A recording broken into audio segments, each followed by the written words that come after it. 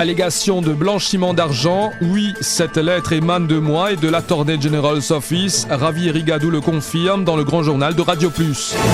Shakil Mohamed demande à l'Attorney General de step down. Ravi Rigadou répond qu'il n'a aucune raison de le faire, qu'il a la conscience claire. Également dans l'actualité, Azam Rajabali perd sa bataille devant la justice. La juge Rita Tilok autorise la destruction de sa maison à partir du 23 septembre. Mesdames et messieurs, bonsoir. Oui, cette lettre émane de moi et de l'Attorney General's Office. Ravi Rigadou l'a confirmé dans le grand journal de Radio Plus. Une émission animée par Hossein Bigun et Terence O'Neill que vous avez pu suivre en direct sur Radio Plus et Télé Plus. Une affaire, oui, ça lettre-là, l'émane de moi, de mon bureau. C'est celles affaires qui m'ont pu dire à ce stade.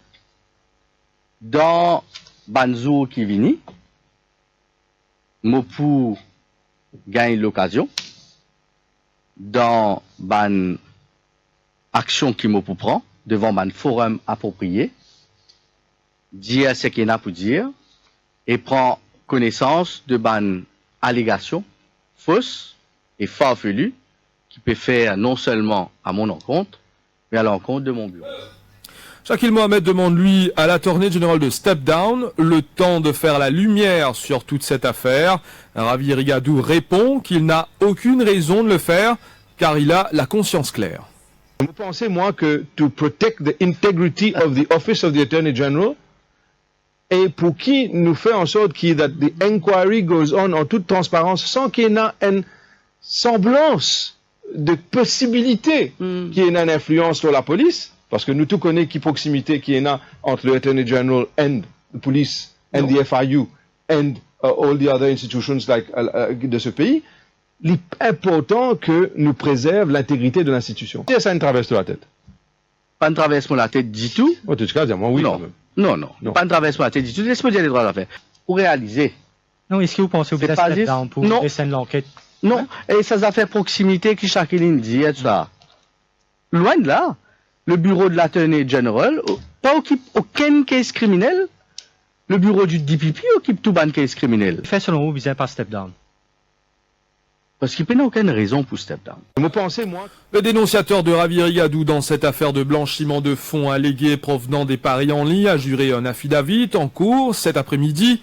Mohamed Hussein Abdulrahim expose les connexions alléguées de l'Attorney General en vue d'ouvrir des comptes à l'étranger pour le transfert d'importantes sommes d'argent qu'il aurait obtenues comme gain de la compagnie Bet365, tout en reconnaissant qu'il est impliqué dans un cas d'escroquerie devant la cour intermédiaire.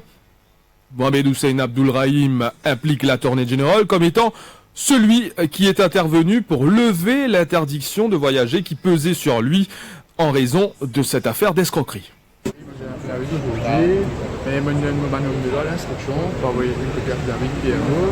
CAC, FIU, des commissaires de police, et nous laissons encore une enquête surtout. C'est une déclaration d'un homme de l'ordre. La juge Rita Tilok a fait connaître sa décision dans le cas d'Azam Rajabali. Cet habitant de la butte avait demandé une injonction pour interdire la démolition de sa maison se trouvant sur le tracé du métro express. Compte tenu des circonstances, la juge a ordonné aux autorités de ne pas procéder à la démolition de sa maison avant le samedi 23 septembre. On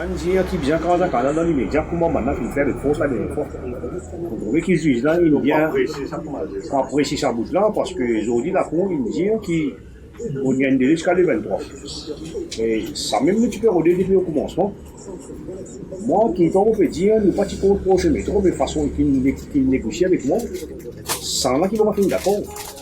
Et moi, je dis, franchement, donne-moi un terrain, jamais je ne peux retenir plus avec ce terrain-là, avec mon case. Mais jamais à aucun moment, je ne peux pas finir joindre Nando Bouda. Et jamais je ne peux pas finir aucune rencontre avec lui. Jamais je ne réfléchis ici parce qu'il ne m'a pas encore aucune compensation. Je ne peux pas encore décider qui me fait faire parce qu'il est en négociation avec M. Wagen à jamais aucune reprise qui ne va pas finir aucune négociation avec Nando Bouda.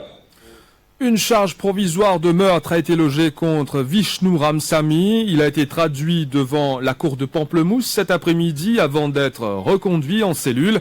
Vishnu Ramsamy est soupçonné d'avoir tué son épouse, Carmela, originaire de Russie, à Cottage, vers 2 heures ce matin. Par contre, moi je suis de Romy.